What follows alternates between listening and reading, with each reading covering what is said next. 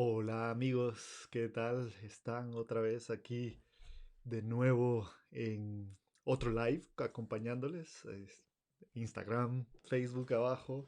Poco a poco vamos llegando a más gente con las nuevas, con más cada vez más redes. Así que genial por nosotros, encantados de poder compartir. Por mí especialmente encantado de poder compartir con todos ustedes precisamente cada semana estos nuevos métodos, esta nueva forma de entrenar, de experimentar la vida. Así que muy, muy, muy contento de estar con ustedes. Bienvenidos a todos.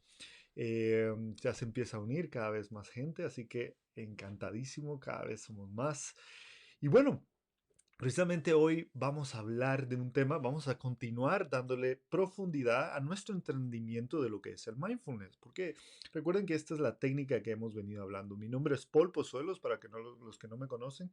Yo soy doctor en neurociencia y experto en todo lo que es el entrenamiento mental. He practicado la meditación por más de 20 años y la verdad es que he ido aprendiendo muchísimas cosas, aprendiendo de muchísimos maestros. Yo, básicamente, mi práctica de meditación se enfoca en la práctica budista, pero he podido entrenar, he podido estudiar todos los efectos de la práctica de meditación desde la parte de la neurociencia también y de la ciencia con el mindfulness, y pues eso es lo que precisamente vengo a compartir con todos ustedes para poderle dar un poco más de profundidad a los que ya practican el mindfulness, pues a darles, compartir algo que pueda darles algo más de profundidad, y a los que están empezando, pues bueno, darles información y compartir con ustedes cosas que puedan ayudarles a tener más claridad de lo que es la práctica del mindfulness. Así que, pues bueno, hemos hablado ya por muchos vídeos acerca de muchas cosas. Me centré mucho en la parte del entrenamiento de la atención porque es el primer, digamos, elemento importante de la práctica del mindfulness. Sin la atención no podemos controlar la mente. Sin la atención no vamos a tener la habilidad de poder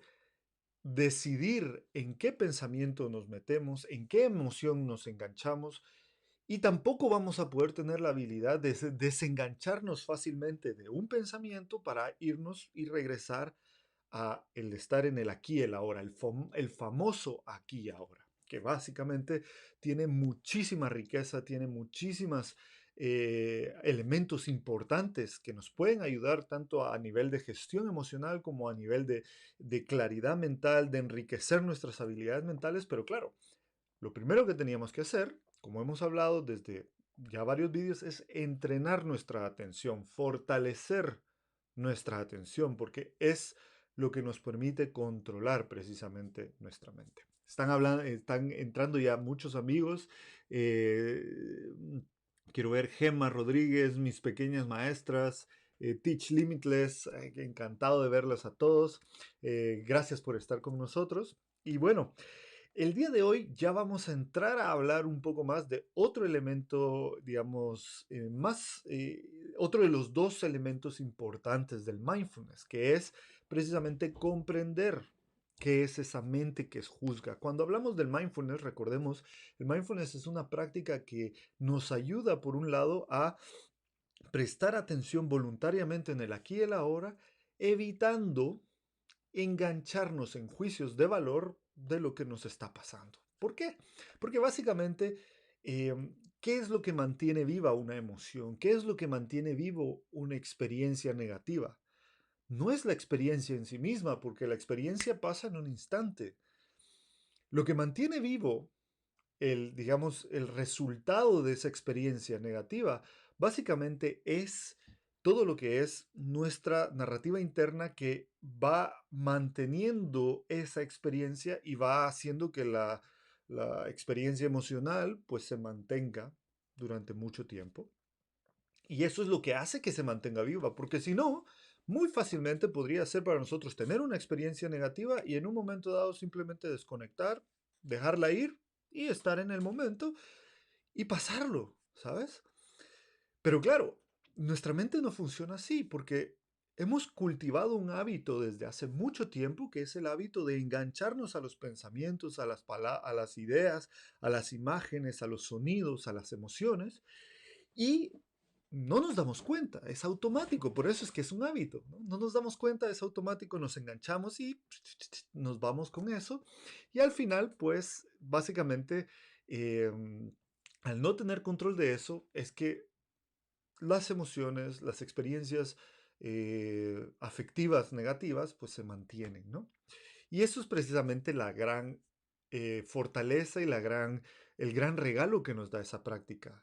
Primero, desarrollar la atención o entrenar la atención que nos permite ganar control de nuevo de nuestra mente, pero después entender, ir comprendiendo cómo es que nuestra mente se engancha a los pensamientos, a las emociones, a las experiencias. Y eso es a lo que le llamamos juzgar las cosas, la mente que juzga, ¿no? Pero claro, a veces esa palabra juzgar suena como algo, digamos, muy fuerte, como que todo el día estemos juzgando las cosas, ¿no? Es bueno, es malo, como que todo el día estemos así como... Y no, no es así tampoco, ¿no? Juzgar tiene muchas connotaciones. De hecho, eh, el significado, digamos, juzgar una experiencia. ¿Qué implica juzgar una experiencia? Juzgar una experiencia implica que establezcamos que establezcamos su significado, el significado de la experiencia, en relación a la evaluación que hacemos de esa experiencia a partir de nuestra escala de valores. Básicamente eso es juzgar algo, es darle un valor a la situación y normalmente ese valor siempre se ve en rangos duales. Nosotros vivimos en una dualidad. Bueno, malo, bonito, feo, agradable, desagradable. Me sirve, no me sirve. Me ayuda, no me ayuda. ¿Mm? Y normalmente esas son las polaridades que utilizamos para juzgar las cosas, para evaluar las experiencias que tenemos. Claro, ¿en base a qué decimos que algo es bueno o que algo es malo? Y que algo es positivo, que algo es negativo, que algo nos ayuda y que algo nos daña, en base a nuestras escalas de valores. Ahora, esa escala de valor es muy subjetiva. Depende de muchos elementos, depende de tu cultura, depende de tu familia, depende de tu país, depende de dónde vives, depende de tu experiencia de vida, ¿no? Porque, por ejemplo, eh, a ti puede ser que una experiencia como, por ejemplo, ¿qué te digo yo?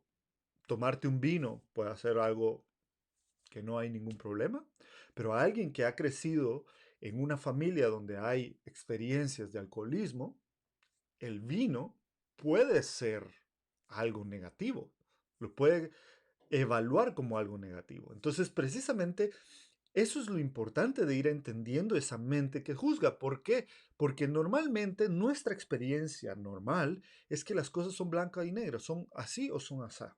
Es bueno, es malo, es bonito, es feo, es agradable o desagradable. Y por eso es que cuando nos encontramos con experiencias desagradables surge lo que llamamos la aversión, el no querer tener esas experiencias. Y cuando nos encontramos con experiencias agradables surge lo que es el apego, el querer mantener esas experiencias. Y si nosotros no nos damos cuenta de digamos, de la subjetividad de la evaluación a través de la cual creamos estas dos experiencias, pues vamos a creer que son reales, que son así. Y la aversión va a tener resultados emocionales de ira, enojo, celos, ¿no? Y el deseo, el apego va a traer experiencias emocionales como los celos, que es otra, la envidia, la avaricia, ¿no? Entonces, claro, esto es lo que nos da, digamos, cuando empezamos ya a tener este conocimiento de qué es la mente que juzga, empezamos a darnos cuenta de cómo es que se establece esta dinámica. Y esta dinámica, al final, cuando empezamos a relacionarnos con ella y empezamos a analizarla y a conocerla más a fondo, nos empieza a dar cuenta de que al final las cosas no son lo que parecen ser. Que ese es digamos, la gran liberación que viene con el mindfulness, que uno puede escoger cómo es que quiere experimentar las cosas. Al final, la libertad. ¿En qué se basa la libertad? La libertad se basa en la capacidad de escoger. Tú eres libre en la medida en que puedas escoger. Y eres libre mentalmente en la medida que puedas escoger cómo quieres experimentar una situación. Si quieres, si decides experimentarla desde el punto de vista negativo, algo que te presiona, te hace víctima, te prisiona, o quieres experimentarla desde el punto de vista de tratar de exprimir la riqueza de lo que hay en la experiencia. Esa es la verdadera libertad de las situaciones, la verdadera libertad a la que nosotros podemos acceder, siempre y cuando entendamos cómo accedemos a esa libertad.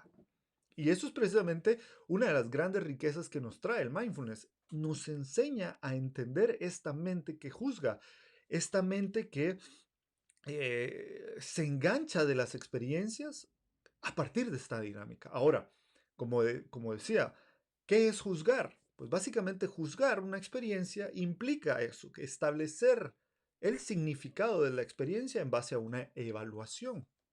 ¿Mm?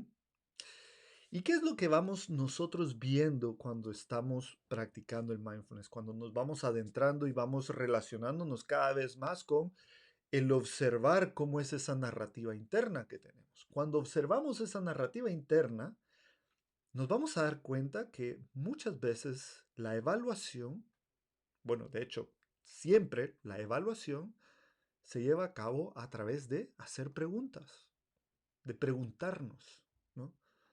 ¿Por qué me ha dicho eso? ¿Por qué se portó así? ¿Por qué me vio de esta forma? ¿Por qué está haciendo eso? ¿Por qué siempre me pasa a mí esto? ¿No? Entonces, si nos damos cuenta cuando tenemos una experiencia no agradable, si podemos observar nuestra mente y ver qué está pasando en esa narrativa interna, nos vamos a dar cuenta que muchas veces son preguntas de este tipo. ¿Por qué a mí? ¿Por qué me hizo esto? ¿Por qué lo dijo así? Y claro, esa pregunta abre una línea de respuesta que nosotros mismos nos damos y esa línea de respuesta es la que va a darle sentido a la experiencia que estamos teniendo.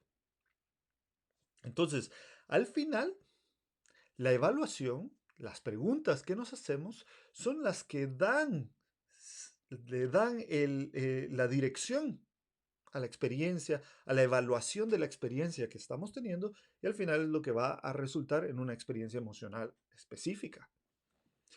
Por eso es que es tan importante aprender a hacer preguntas adecuadas, preguntas claras. Al final, el significado que le damos a un evento determina las decisiones que tomamos y también las acciones que vamos a realizar. Y ese significado, como hemos venido hablando, se lo damos a partir de las preguntas que nos hacemos. ¿Mm? Como científico, uno de los grandes entrenamientos que uno tiene que tener es el aprender a hacer preguntas correctas, preguntas adecuadas. Porque todo lo que es la ciencia no es más que hacer preguntas y buscar respuestas. ¿Mm? El método científico se basa en empezar con algo, con una pregunta. Y después esa pregunta la formulas de cierta forma que te permite desarrollar un método que te ayude a encontrar la respuesta, encontrar datos que te den respuesta a si esa pregunta o esa hipótesis era adecuada o no. Y claro, cuando uno empieza a aprender a hacer preguntas adecuadas, se va dando cuenta de que entre mejor calidad de la pregunta, mejor calidad los datos que obtenemos y mejor calidad de la experiencia, de los resultados que obtenemos. Traducido esto a palabras de nosotros, te pregunto, ¿no ha pasado alguna vez que tienes una situación con una persona? Y cuando empiezas a pensar en esa situación y empiezas a pensar de por qué me hizo esto, por qué se portó así conmigo, por qué me dijo esto, si te das cuenta, cuando empiezas a hacer las preguntas en relación a este tipo, en relación, digamos, cuando empiezas a hacer las preguntas desde el punto de vista de por qué me hizo, por qué yo, por qué a mí, el resultado normalmente va a ser un resultado muy limitado y a lo que me refiero con esto es que va a ser un resultado que va a traer una experiencia negativa. ¿Por qué? Porque las preguntas te están poniendo a ti en el centro de la situación.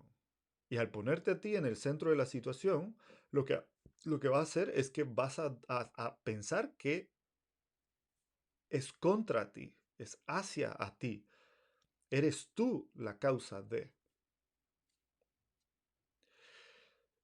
Si puedes empezar a darte cuenta de esto y empiezas a formular las preguntas desde otro punto de vista, puedes ampliar la información que recibes o que ves.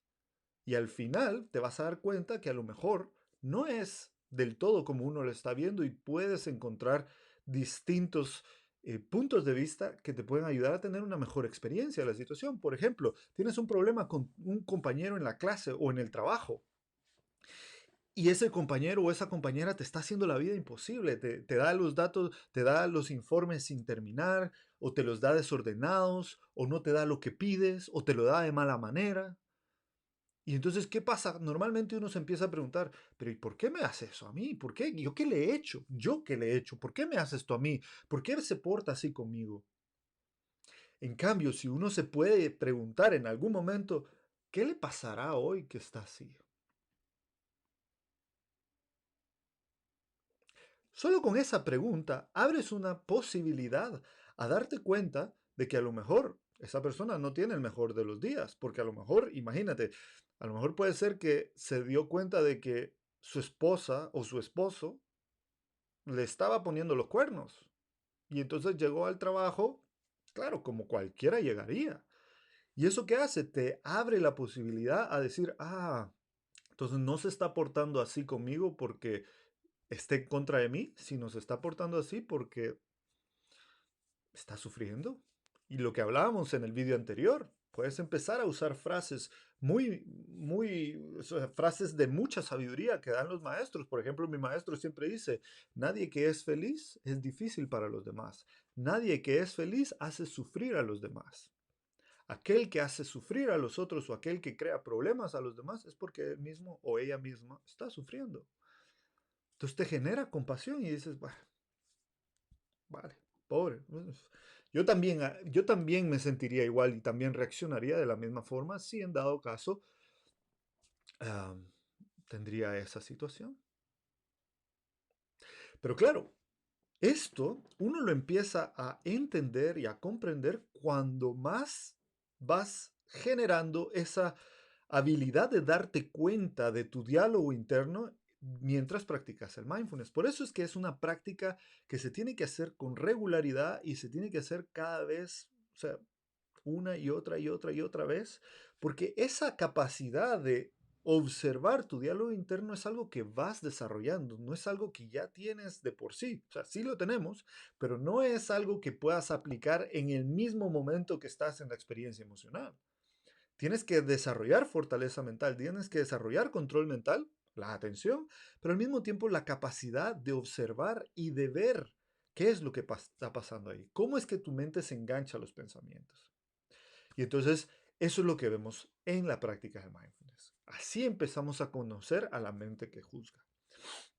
Por ejemplo, uno puede estar, el ejemplo que siempre pongo yo es que uno puede estar sentado, practicando y estás en tu ancla de la práctica, tu respiración, digamos, y de repente surge una imagen, porque un pensamiento puede ser cualquier cosa. Un pensamiento puede ser una imagen, puede ser un sonido, puede ser una palabra. ¿Mm?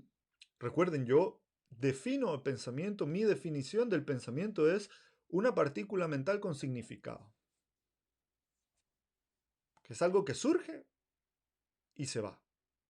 Ahora, lo que mantiene el pensamiento, esta partícula mental que surge, es si tú te enganchas a ella y la sigues pensando, le sigues dando vueltas. ¿Mm? Entonces, por ejemplo, imagínate que tú estás en tu práctica y de repente surge un cartón de leche y este cartón de leche, tu mente se engancha porque dice, no compré la leche. ¿Será que mi esposa se va a enojar? Y empieza, no, pero es que, claro, no compré la leche y entonces no vamos a tener con qué darle de comer a los niños del cereal. Y entonces otra vez me va a volver a decir que porque me olvidé, que no le pongo atención y que se me olvidan. Y así es como uno empieza a desarrollar la narrativa interna. Entonces, en la práctica, uno lo que se tiene que dar cuenta es cómo surge el pensamiento y cómo se engancha la mente. ¿Cómo es que se engancha la mente? A través de esa mente de juzgar. ¿Es bueno o es malo? Surge un cartón de leche. Es malo porque se me olvidó comprar la leche. Entonces me engancho y, ostras, se me olvidó comprar la leche. Y ahora pasa esto, y ahora pasa lo otro, y ahora esto, y ahora lo otro, y esto es malo por esto, y esto es malo por lo otro, y esto es malo por esto, y este es el resultado. Te das cuenta en ese momento que ya estás enganchado en esa narrativa, dejas ir y regresas a la respiración.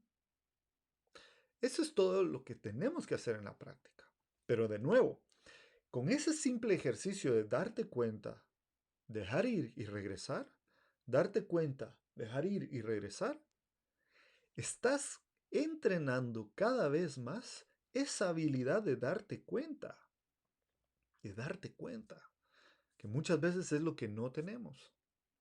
Y esa es la habilidad que en el momento en que estés inmerso en una experiencia emocional negativa, te va a ayudar a comprender cuál es el contenido de esa narrativa interna y en base a eso vas a poder aplicar las preguntas adecuadas que te permitan guiar esa experiencia a una experiencia enriquecedora o a una experiencia más difícil. ¿Mm? Entonces, eso es lo importante de conocer la mente que juzga. Al final, eso es lo que le da sentido a la frase que dice que no son los eventos los que moldean mi vida y determinan cómo me siento, sino más bien la manera como interpreto y evalúo mis experiencias. Ahí es cuando uno empieza a entender la gran riqueza que uno tiene dentro, la gran riqueza que uno tiene de poder transformar las experiencias y lo que está sucediendo en algo enriquecedor o en algo que no sea positivo, que te limite, que te haga sentir mal, que te haga experimentar emociones negativas. Esa es la gran riqueza que tenemos como seres humanos, como personas con mente. Nosotros podemos darle significado a nuestra experiencia. Lo que tenemos que hacer es desarrollar la habilidad para cambiar ese significado o darle el significado que queremos. Para eso necesitamos desarrollar estas habilidades tanto de control mental como de observación y de resignificación, resignificar, darle un nuevo significado a nuestra experiencia. Eso lo hacemos a través de este tipo de herramientas introspectivas que nos ayudan a ver cómo nuestra mente funciona con la experiencia, cómo se engancha, cómo es la mente que juzga. Por eso le di el título hoy, ¿cómo es la mente que juzga? ¿Por qué la mente se desarrolla o por qué hace que la mente sea, que juzgue las cosas? ¿Qué es juzgar? Venimos a decir, juzgar es dar un significado a algo, ¿no? Cuando tú estás, por ejemplo, los juicios, un juicio un abogado y tiene ahí al acusado y están ¿cómo es que se llaman? Se me olvidó. Madre mía, es que se me va. Y están está el juez y están los jurados. Los jurados, ¿qué es lo que hacen? Simplemente lo que haces es poner evidencia, dar una narrativa. Los abogados construyen una narrativa. ¿Mm? Que presentan ante los jurados. Y los jurados evalúan la narrativa para ver qué significado le dan, si es real, si no es real, si este es culpable o no es culpable, ¿no? Pero claro, todo eso se van preguntando, pero ¿será que es cierto? ¿Será que lo hizo así? A ver qué me dicen las otras pruebas, etcétera. Entonces, por eso les comento, el juzgar algo implica cierto nivel de evaluación. Perdón. Juzgar algo implica una evaluación y la evaluación básicamente requiere que pongamos o no un juicio de valor, que le demos valor a la experiencia en base a nuestras escalas de valores. Vamos a hablar más adelante de la escala de valor, porque eso es muy importante, poder conocerla, poder entender de dónde vienen nuestros valores, cuáles son nuestros valores. No, yo no voy a decir cuáles son tus valores ni cuáles son los míos, porque cada quien tiene sus propios valores, pero ¿de dónde surgen? ¿Cómo los hacemos? Como ya hemos dicho, vienen de nuestra sociedad, vienen de nuestra familia, vienen de nuestro trabajo y especialmente vienen de nuestra experiencia. ¿Qué es lo que hemos vivido en el pasado que se transforma en nuestro valor presente? Este es el punto de referencia a partir del cual juzgamos la dualidad de si algo es bueno, es malo, es bonito, es feo, es agradable o desagradable. ¿Mm? Entonces, lo que vamos descubriendo en la medida en que vamos siendo más conscientes de nuestra narrativa interna es esa escala de valores. Por ejemplo, en la psicología, si has sido algún psicólogo alguna vez, pues eso es lo que hace un psicólogo, ayudarte a ser consciente de cómo has construido tu escala de valores y por qué esa escala de valores es limitante en cierto momento. ¿Y cómo lo hace? Normalmente a través de hacer preguntas, de guiar tu experiencia y guiar tu discurso a través de ciertas preguntas que te van ayudando a ser consciente. ¿Mm? Y por eso ahora se está utilizando mucho el mindfulness dentro de las terapias, porque no es solamente hablar por hablar, también tienes que pensar, tienes que ser capaz de, de ver tu mente, de ver tu experiencia y en base a eso establecer una narrativa, dar lo que el psicólogo te está preguntando. Con eso te das cuenta y dices, ah, y esos momentos ajá son los que buscamos, porque en esos momentos ajá es cuando las cosas cambian. Es cuando dices, uff, ahora entiendo por qué me pasa esto. No lo había visto. No sé si has tenido alguna vez esta experiencia en la psicología con un psicólogo. Déjame en los comentarios que me encantaría escuchar tu experiencia. Y bueno, vamos a terminar hoy. Lo dejo por aquí. Ya estamos llegando a la media hora. Y como siempre, ya sabes que a mí me encanta terminar con una práctica con ustedes. Y hoy vamos a hacer por última vez la práctica de la atención en el sonido y la atención en nuestra ancla para poder, pues eso, terminar, darle cierre al aspecto del entrenamiento de la atención y ya la próxima vez nos vamos a meter con un par de meditaciones que quiero enseñarles para ayudar a entender esta narrativa interna, cómo trabajarla, ¿vale? Bueno, entonces, para los que han estado conmigo ya saben cómo es la práctica que hacemos. Para los que no, pues básicamente lo que hacemos es sentarnos básicamente con la espalda recta. Y como saben, estamos entrenando la atención, por eso no doy muchas instrucciones, no doy no pongo música ni nada de eso, porque básicamente no ayuda en el momento de entrenar la atención. Hacemos el sonido del cuenco que desaparece porque este sonido nos ayuda a focalizar la atención. Entonces lo que hacemos es escuchar ese sonido mientras va desapareciendo para que focalice la atención y en el momento en que la atención esté focalizada, prestamos atención o posicionamos nuestra atención en el ancla que usamos normalmente, que es la respiración, cómo se expande y se contrae el pecho. ¿Vale? Entonces nos centramos en la expansión y contracción del pecho como el ancla y observamos dónde está nuestra mente. Si nuestra mente está en el ancla, perfecto, déjala allí. Si nuestra mente ya se fue, ya está distraída, no pasa nada. Date cuenta que está distraída, deja ir el pensamiento distractor y regresa al ancla. ¿Vale? Pues básicamente eso es lo que vamos a hacer. Entonces vamos a tomar la postura. Vamos a dar 3 respiraciones profundas.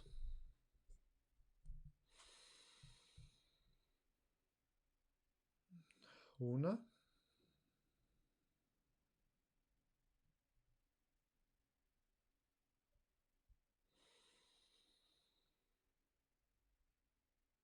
2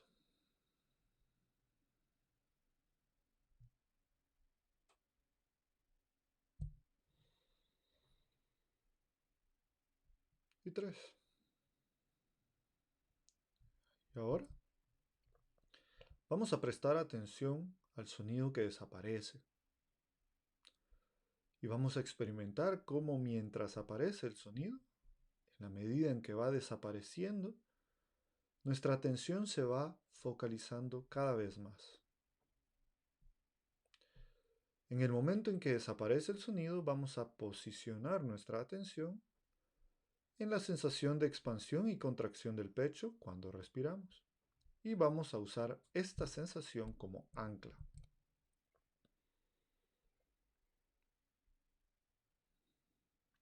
Y ahora, cuando estemos en la respiración, vamos a observar nuestra mente. Si nuestra mente está en el ancla, perfecto, déjala allí. Si nuestra mente ya se distrajo, date cuenta de que está distraída, deja ir el pensamiento distractor y regresa a la respiración. Y hacemos esto por los siguientes minutos.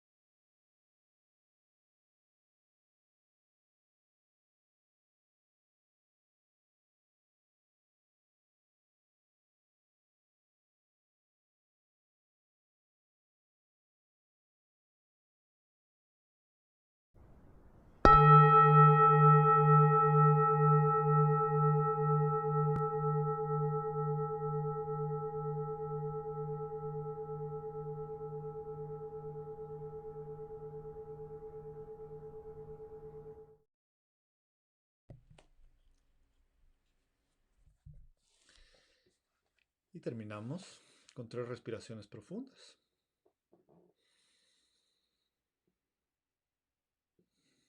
1,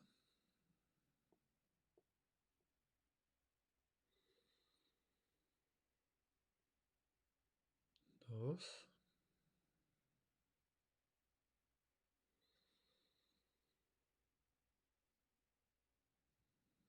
3.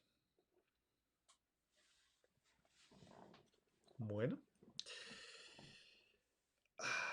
Así es, amigos, terminamos. Muchísimas gracias a todos los que se unieron a través del Facebook y del Instagram. Vamos a ver, hay muchos amigos que están aquí y nos decía mis pequeñas maestras, dice, que ella ha hecho el curso de mindfulness en familia con nosotros. Qué guay. Muchísimas gracias por estar con nosotros. La verdad es que ese curso lo lo hicimos entre Lina y yo. Y Lina aporta toda la parte de aplicar estos métodos en el día a día como madre, como, pues eso, como parte de una familia con los niños y es increíble. O sea que si pueden hacerlo, precisamente por eso lo estamos ahora mismo promocionando como algo para ayudar en este momento del coronavirus. Sabemos que muchos están pasando por situaciones difíciles y momentos estresantes y pues bueno, tenemos el curso de Mindfulness en Familia, barato, al precio que ustedes puedan pagar.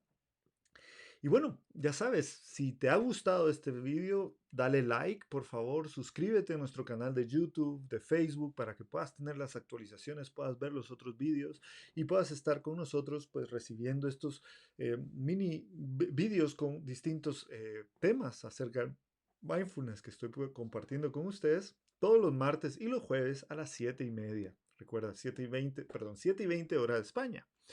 Y bueno, sin más, si tienes algún comentario, alguna sugerencia, algo que no te haya gustado, algo que no estás de acuerdo, déjamelo en los comentarios, que a mí siempre me gusta escuchar de ustedes qué es lo que se llevan de estos lives para que puedan realmente, pues yo, preparar más información, buscar más información y compartir más experiencias con ustedes para enriquecer su práctica a los que ya tienen práctica y para ayudarles a clarificar más la práctica a los que son nuevos. Así que para mí ha sido un gustazo poder estar con ustedes una semana más. Espero verlos el jueves. Si tienes algún tema que te gustaría escuchar, ya sabes, déjamelo en los comentarios y lo podemos tratar en estos días. Sin más, me despido. Muchísimas gracias. Recuerden, en estos momentos y toda la vida, lo mejor es hacer que nuestra mente sea nuestra amiga y no nuestra enemiga. Y con estas técnicas lo podemos llegar a hacer. Así que sin más, me despido. Muchísimas gracias. Nos vemos el jueves. Hasta la próxima.